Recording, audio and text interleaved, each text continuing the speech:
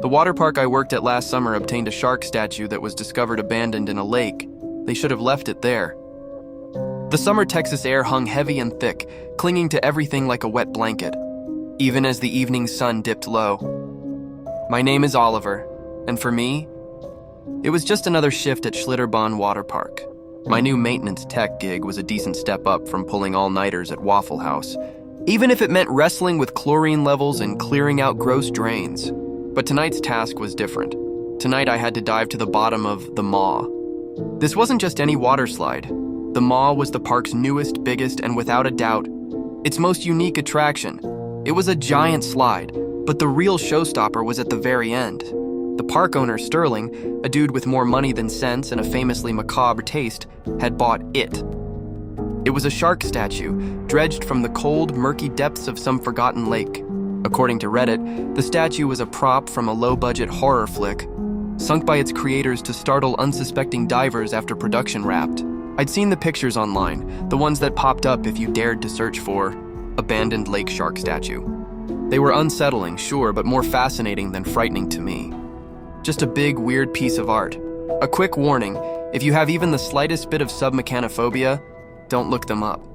This massive great white, its head frozen in a bizarre, vague smile that looked almost unintentional, a subtle, upward curl at the corners of its mouth that just seemed off. But to me, it looked cool as hell in the pictures. Sterling had spent a fortune retrieving it, then even more having it mechanized. Now for just a few extra bucks. After a screaming descent through twisting dark tubes, riders were spat into a vast, deep pool where the shark, its mouth agape in that almost menacing smile, loomed directly beneath the surface, occasionally lunging upward towards the guests, with a hydraulic hiss along a 20-foot track that made the whole pool rumble before the machines pulled it back, making it descend out of sight to the deepest area of the pool, waiting for the next round of unsuspecting victims to trigger the sensor. Tonight, after the last shrieking kid had been ushered out and the gates locked tight, the Maw was silent. Not just quiet, but a profound, almost oppressive stillness that felt strangely peaceful. I ran through my checklist, filters, pressure gauges, and then the shark itself. The most critical sensor was acting up, meaning I had to get in the pool and check its housing. I grabbed my dive gear, feeling a pleasant calm. Just another Tuesday night. I strapped on my dive mask, adjusted the regulator, the hiss of my own breath, a steady, comforting rhythm in my ears. The pool water, usually a chaotic riot of splashing, was perfectly still, reflecting the distant park lights like scattered diamonds. I pushed off the edge, sinking smoothly into the cool, chlorinated embrace. The world above vanished in a ripple, leaving me suspended in a dim, watery silence. As I descended, the surface light gradually dimmed, the familiar blue-green deepening to an inky black. I flicked on my dive light, the beam cutting a crisp, clear path through the gloom, and then there it was, the shark itself. I'd seen it 100 times from the surface, as well as the photos online. But being eye level with it underwater was different. It was huge, dwarfing me, but still just a statue. Its cold, unseeing eyes, twin black voids, didn't bother me, but that smile, so odd, that faint, almost evil-like curl at the corners of its mouth. I figured it was just how the mold settled, a trick of the artist's hand. It seemed to expand slightly in the low light, but that was just the water, the lack of real vision. A mild curiosity, and nothing more. At least that's what I told myself. I forced myself to focus, kicking slowly, deliberately towards the shark's head. The faulty sensor was located near its jawline. The water directly around the shark was surprisingly clear, almost unnaturally so, as if the massive form repelled the usual murk, granting me an unobstructed view. As I drew closer, the details sharpened. The rough, pocked texture of its fiberglass skin, somehow organic despite its artificiality. The perfectly formed teeth, each one a predatory shard. And that smile, the one that just didn't quite sit right, seemed to deepen. Not wider, not more aggressive, just deeper. A subtle crinkle around its mouth that hadn't been there before. I paused, treading water. Must be the angle. Or maybe a trick of my dive light bouncing off the contours. I took a steadying breath, the sound loud and calm in my ears. Just a statue, I murmured, the words a garbled bubble. Just fiberglass and hydraulics. I forced my fingers back to the panel, finding the latch. I finally got it open, revealing a tangle of wires. I quickly checked the connections, nudging a loose one back into place. Done. I started to close the panel, already thinking about getting out and grabbing a cold bottle of sweet tea. Just as my fingers brushed the panel to close it, I glanced up. The shark's head seemed to have shifted a fraction, the subtle tilt to the left a bit more pronounced. And the smile? It had deepened just a hair more, a hint of something sly, almost knowing, in its fixed grin. A prickle of unease finally touched my calm, an uninvited chill under my wetsuit. I blinked, shaking my head. Currents. Gotta be the currents. I pushed off the statue, kicking backward. I felt a deep but very brief vibration that seemed to emanate from around the statue itself. My heart gave a little thump, a nervous flutter. Okay, that was weird. The hydraulics were offline. The park was deserted. I was the only one here. Must have shifted slightly with the water currents. Or maybe I'd bumped it. I needed to get this done. I needed to check the track itself, where the shark slid. That would mean swimming past it, to its flank, towards where the tail would be. I hesitated for a fraction of a second, that strange, unsettling feeling growing. But I pushed it down. It was silly to be spooked by a hunk of fiberglass and paint. With a deep breath, I swam past the shark's massive immobile head, past its still body, until I was almost at the tail end of the mechanism, my back to the shark's in its entirety. I worked quickly, checking the rollers on the submerged track, my light beam dancing over the metal, the familiar routine a welcome distraction from the rising unease. As I pulled my gloved hand back to adjust my light, a sudden sharp click echoed through the water. It was loud, like metallic and unsettling, almost like teeth clinking together. And it was too close. My breath hitched, a sudden involuntary spasm. The sound was too precise, too deliberate to have been an accident.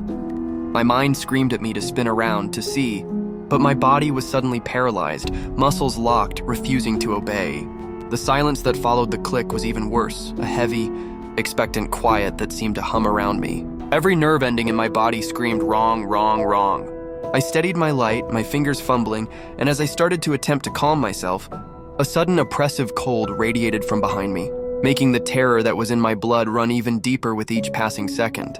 It wasn't the water, it was a presence, a chilling weight, a suffocating awareness that filled the space directly behind me. Slowly, reluctantly, as my whole body screaming in protest, my head swiveled and my entire body froze in its tracks.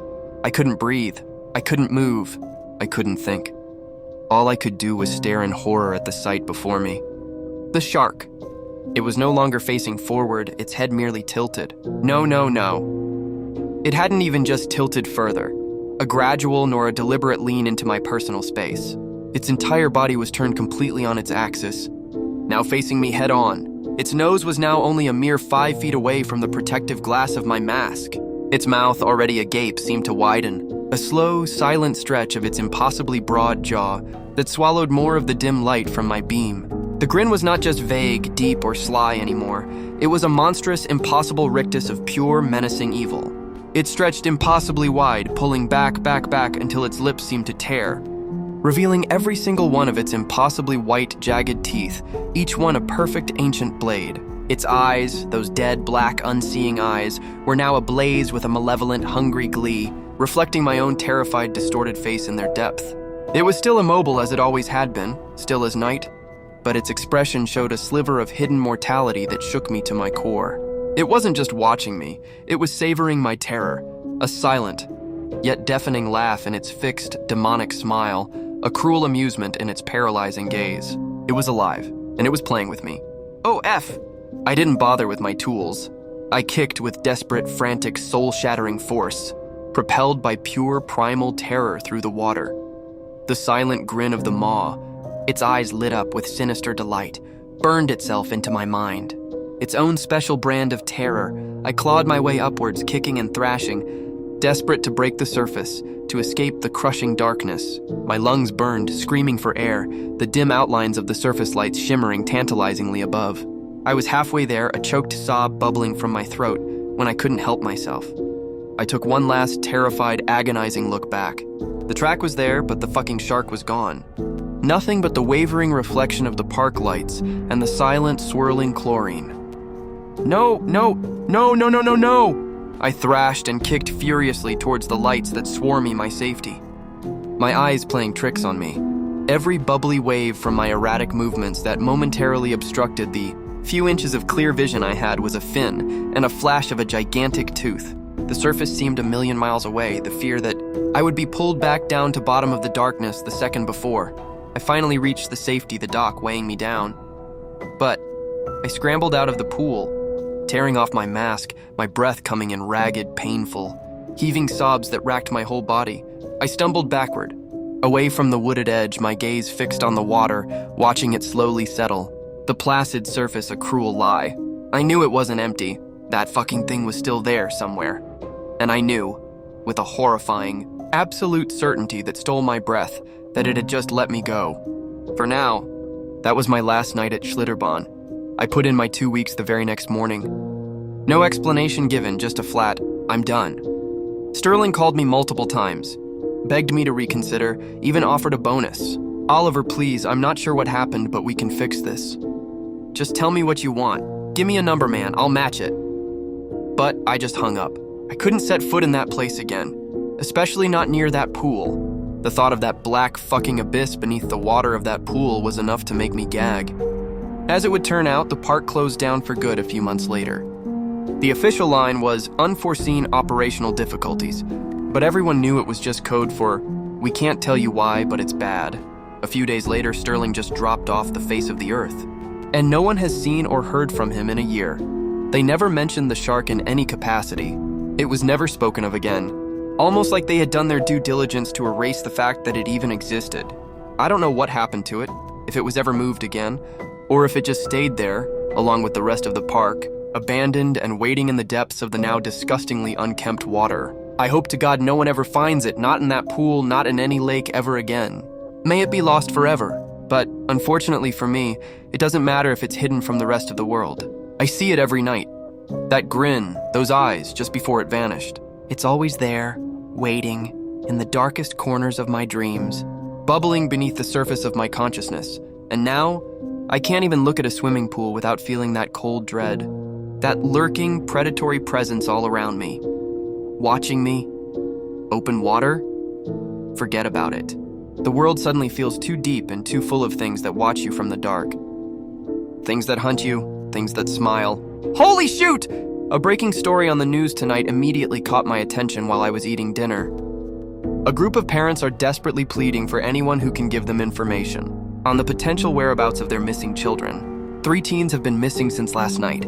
They were last seen by a homeless man, hopping the fence of a local abandoned water park.